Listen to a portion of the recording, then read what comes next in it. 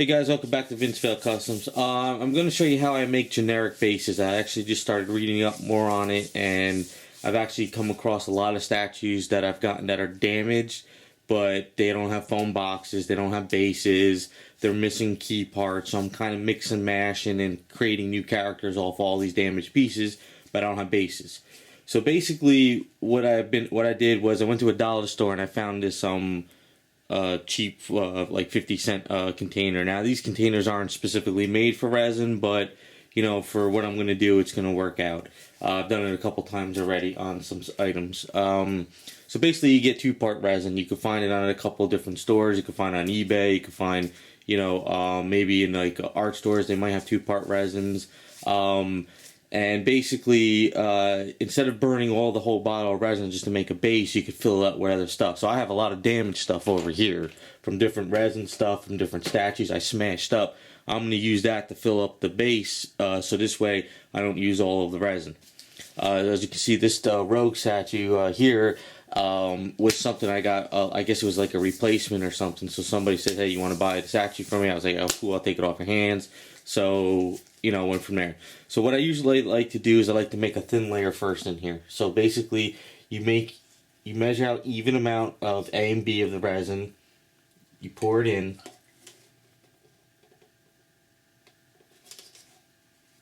Make sure they get in there pretty well. And then you get your mixing thing.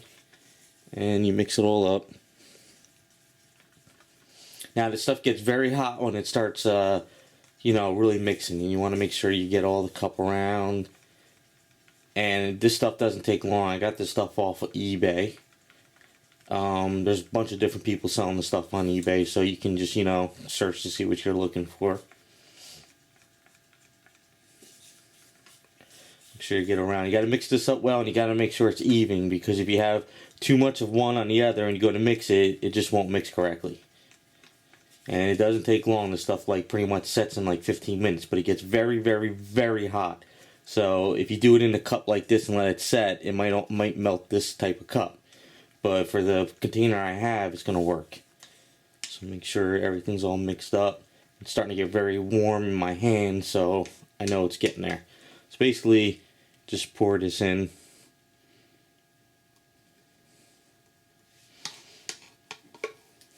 So what you'll start to see is this will actually start clouding in a couple seconds. I can actually just like blow on a little bit to cool it, and you'll just start to see it start going. And the reason why I do this layer is because if I started throwing all these pieces into it now and then I pour it in, you get all these little like bubbles on the top layer, because when I flip it, it's going to be kind of rounded at the edge up top. So it's getting there. Takes a little bit, but once it starts going, you'll see it.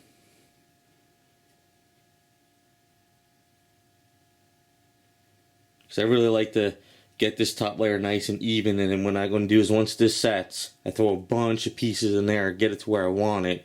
I mix up another batch and I pour it into there, so then it basically saves me from just using pure resin. This way I got a lot of other stuff, because this is what other companies do, like Sideshow, Bowen, DC. The factories, they'll smash up pieces for bases, and then they'll throw them into the stuff. So as you get to see, it's starting to cloud up.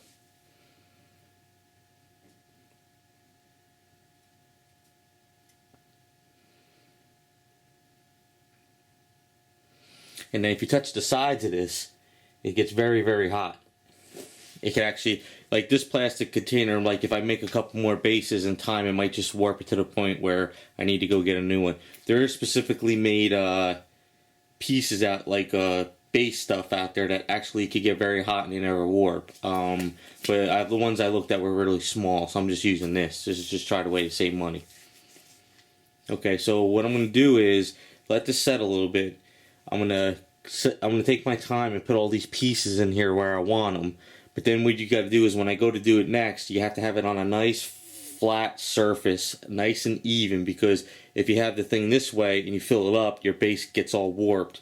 You want to have it nice and flush and even. So I'm going to stop the video. I'm going to set up the base now with all these pieces, and I'm going to mix another batch and pour it into there, and then afterwards I'll show you how I pop it out. Alright, so basically I'm on my airbrush table now, and because this table I made sure it was all level when I put stuff on for the airbrush thing and everything. So I filled it up with all these extra resin parts from different statues. You might recognize some pieces here and there that were just destroyed or were bad or however I got them. So now I just mix my next batch of resin. Made a little bit more this time. Sure it's in there.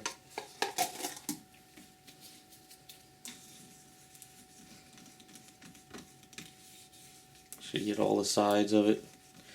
Now what I did is I basically put the pieces in there, filled it up as much as possible. So when you pour in this resin, you want to try to get in all the little cracks and crevices, and because it's liquid, it fills it up pretty cool. Of course, after this is all done, if there's pieces sticking up at the bottom and stuff, you gotta kind of sand it up, but that's easy.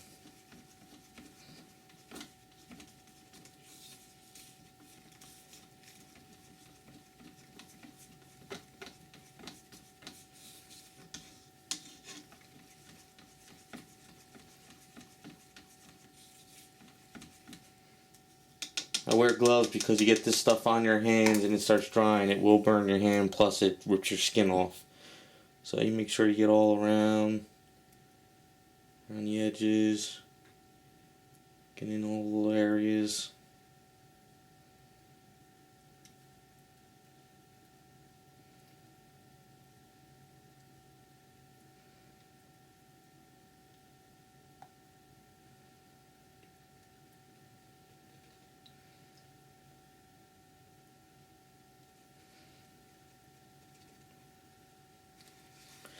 So I'm going to need to do some, mix up some more, but I like to do a little bit by little bit, because if you fill it up too much, you know, you might cause some issues. So I'm trying to make sure I get into all the other pockets and stuff.